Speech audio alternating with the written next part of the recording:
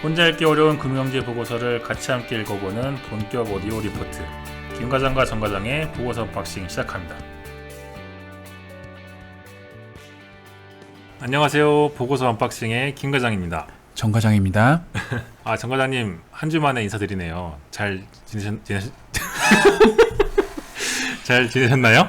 아니 그 청취자 여러분, 제가 김 과장님 발음 교정 학원을 등록하라고 계속해서 요구를 하고 있지만 이 부분에 대해서 아직 협조를 안 해주셔가지고 이 부분 제가 대신 사과드리겠습니다. 네, 저는 이제 요번에 제주도를 다녀왔어요. 누구랑 다녀오셨어요? 김 과장님이랑요.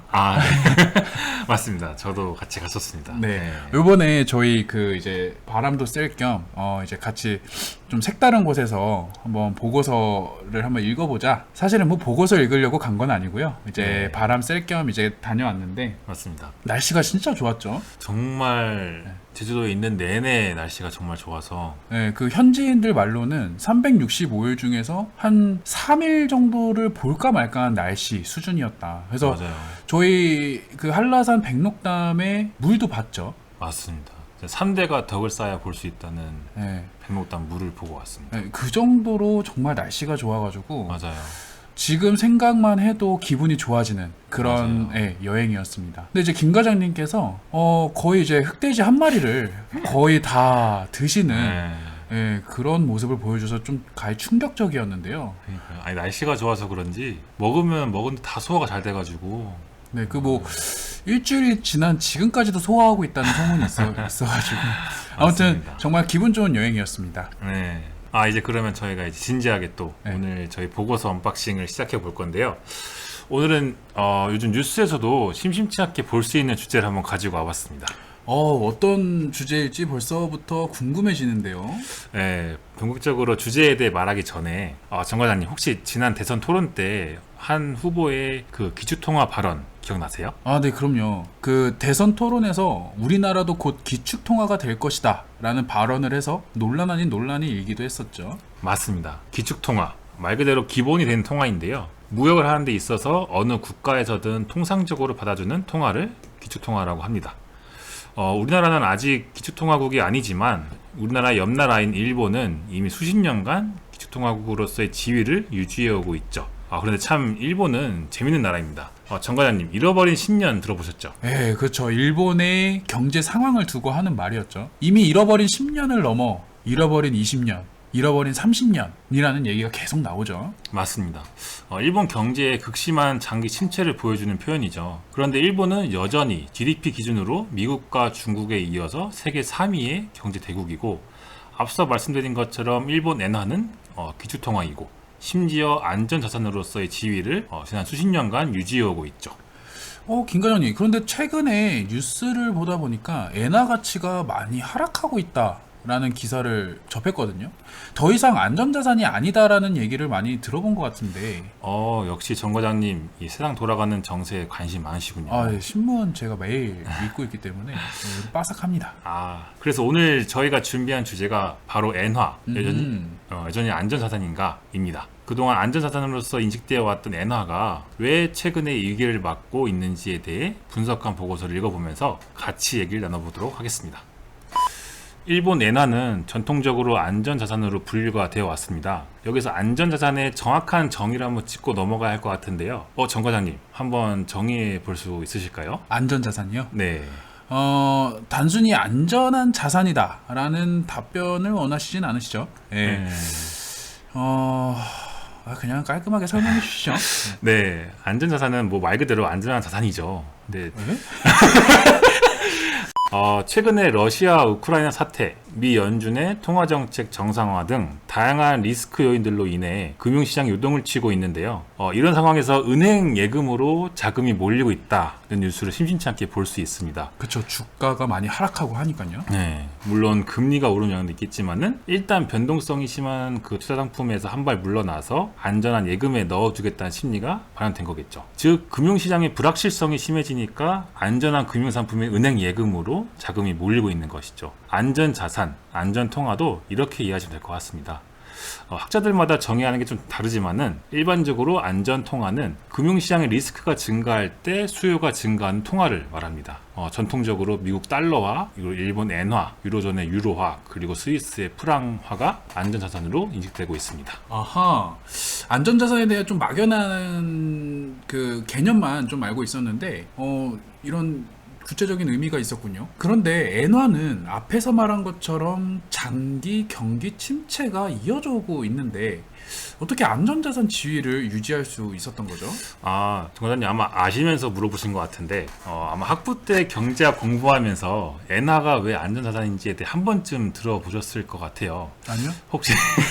혹시 기억나시면은 엔화가 왜 안전자산인지 그 되기 위한 조건이 뭔지 설명해 줄 수 있으실까요? 저 진짜 기억이 안 나는데요.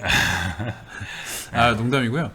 일단 엔화가 안전자산으로 인식되는 배경으로는 첫 번째, 큰 경제 규모 그리고 낮은 불확실성. 두 번째, 경상수지 흑자가 지속되고 거대한 대외 순자산 규모가 있고, 세 번째, 저금리를 이용한 캐리 트레이드 활성화. 이렇게 세 가지를 꼽을 수가 있겠네요. 일본은 여러분들도 잘 아시다시피 GDP 기준으로 미국, 중국에 이어 세계 3대 경제 대국이죠. 그리고 저성장의 문제를 안고 있지만 성장률의 변동성이 낮아서 1990년 이후 GDP 성장률의 변동성이 미국, 영국 다음으로 낮은 수준을 보인다고 합니다. 한마디로 성장 속도는 조금 더디지만 덩치는 크고 듬직한 곰 같은 이미지라고 할 수 있겠죠. 맞습니다. 그리고 정 과장님의 부담을 덜어들기 위해 두 번째 배경은 제가 설명해 드리겠습니다. 일본은 경상수지 흑자 국가입니다. 일본 경상수지 그래프를 보시면 2010년대 초반을 제외하고는 근 20년 이상 경상수지 흑자를 유지하고 있는 것을 알 수 있습니다. 정확히 말하면 대외 금융자산 및 부채와 관련된 배당이자 등으로 구성된 소득수지 규모가 어마어마하게 흑자인 국가이죠. 소득수지 흑자로 무역수지 적자폭을 메워 장기간 경상수지 흑자를 지속해올 수 있었습니다. 이는 대외 순자산 국가로도 이어지는데요. 일본은 세계 최대 규모의 대외 순자산을 보유하고 있습니다. 김 과장님, 근데 대외 순자산 국가인 게 엔화의 안전자산인 것과는 어떻게 연결이 되는 거죠? 정 과장님, 만약에 급하게 돈이 필요한데 지금 수중에 현금이 없어요. 그럼 어떻게 하시겠어요? 뭐 리드코프나 아니면 사나머니 같은 데서 이제 대출을 받겠죠. 그야 뭐 제가 가지고 있는 자동차라도 팔아서 현금을 아마 확보할 것 같아요. 네. 일본도 마찬가지입니다. 글로벌 리스크가 확대되면 이러한 리스크를 해지하기 위해서 일본은 해외에 투자 자산을 처분하고 투자금을 다시 엔화로 바꿔서 본국으로 가져오겠죠. 이 과정에서 엔화의 수요가 증가하면서 엔화의 가치가 상승하는 겁니다. 그렇군요. 그럼 마지막으로 엔캐리 트레이드 청산은 제가 설명을 드릴게요. 이 엔캐리 트레이드는 조금 용어가 낯서실 수도 있는데 상대적으로 저렴한 엔화를 가지고 고금리 국가에 투자하는 것을 말합니다. 엔화로 해외 국가에 있는 자산을 매입한다라고 보시면 되겠는데요. 이 경기 침체기에는 일반적으로 경기 부양을 하기 위해서 글로벌 금리가 하락하게 됩니다. 그러면 저금리로서의 엔화의 매력이 떨어지기 때문에 엔화로 투자했던 해외 자산을 매각, 즉 청산하게 되고, 이 과정에서 달러화의 공급이 늘고 엔화 수요가 증가하게 되면서 엔화 가치가 상승하게 됩니다. 결과적으로 글로벌 경기 침체기에 엔화의 가치는 오히려 상승하게 되는 거죠. 맞습니다. 정리하자면 엔화가 안전자산 지위를 유지할 수 있었던 이유는 기본적으로 일본의 거시경제 펀더멘털이 매우 튼튼하다. 그리고 장기간의 경상수지 흑자와 대외 순자산 국가를 유지하면서 안정적인 대외 지불 능력을 가지고 있다. 그리고 마지막으로 엔캐리 트레이드라는 거래적 요인으로 인해 금융시장에 리스크가 발생할 때 수요가 증가하여 가치가 상승한다. 이렇게 요약해 볼 수 있겠습니다. 네. 이게 좀 설명이 잘 청취자분들께서 이해가 잘 되셨으면 좋겠어요. 저희는 이제 최선을 다해서 말씀을 드렸는데, 그런데 이제 그 최근에 엔화의 이런 안전자산으로서의 지위가 흔들리고 있는 거 아니냐라는 우려가 많아지고 있는데, 러시아 우크라이나 전쟁으로 지정학적 리스크가 커진 상황에서 원래대로라면 엔화의 가치가 상승해 달러 대비 엔화 환율이 하락해야 하는 게 맞죠.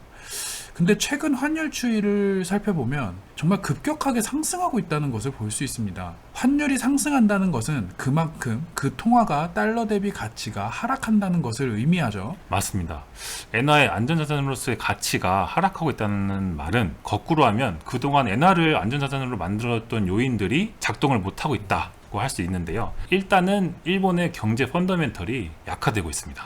아까 그 곰 같던 일본의 경제 상황이 안 좋아지고 있다는 말씀이시군요. 맞습니다. 그러니까 일본은 앞서 말씀드린 것처럼 무역 수지는 적자이지만 소득 수지의 큰 흑자로 이 적자폭을 메워왔습니다. 하지만 최근에는 러시아 우크라이나 전쟁과 같은 지정학적 리스크로 원자재 값이 상승하면서 수입은 증가하는데 반도체 공급 부진으로 주력 상품인 자동차의 수출 부진이 이어지면서 무역 수지 적자폭이 크게 늘어났습니다. 그럼 지정학적 리스크 해소가 되면 좀 나아질까요? 그러면 좋겠지만 더 큰 문제는 이러한 무역 수지 적자가 단순히 일시적인 현상이 아니라 구조적인 문제를 갖고 있다는 평가가 있습니다. 주요 국가들은 이미 ICT 산업의 성장이 두드러지는 데 반해 일본은 전통 산업에 대한 의존도가 여전히 높아서 새로운 그 동력을 찾기가 힘들다는 겁니다. 그래서 일본의 거시경제 펀더멘탈에 대한 우려가 깊어지고 있는 거죠. 아, 그렇군요. 그리고 엔화가 안전자산일 수 있었던 중요한 요인 중 하나였던 엔캐리 트레이드의 청산이 되지 않고 있는 점도 엔화 가치의 하락을 주도하고 있다고 합니다.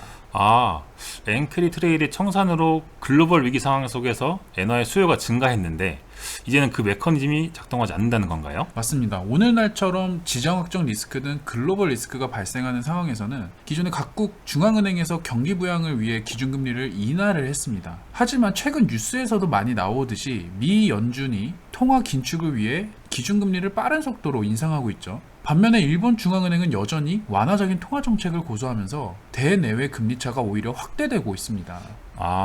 그러면 엔캐리 트레이드 청산의 유인이 오히려 감소하고 있는 상황인 거네요. 맞습니다. 그 글로벌 리스크가 확대되고 있는 상황임에도 불구하고 여전히 엔캐리 트레이드 청산이 이루어지지 못하고 오히려 엔캐리 트레이드가 활발하게 진행되면서 엔화 가치가 오히려 하락하게 되는 거죠.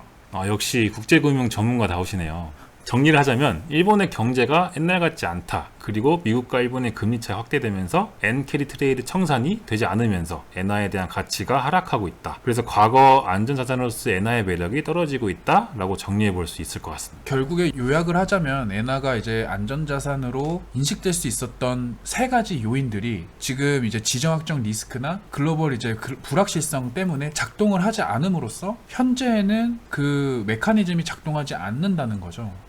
그러면 정말 이 엔화가 안전자산인지 이거에 대해서 진짜 한번 진지하게 생각해 볼 만한 일이겠네요. 맞습니다. 네.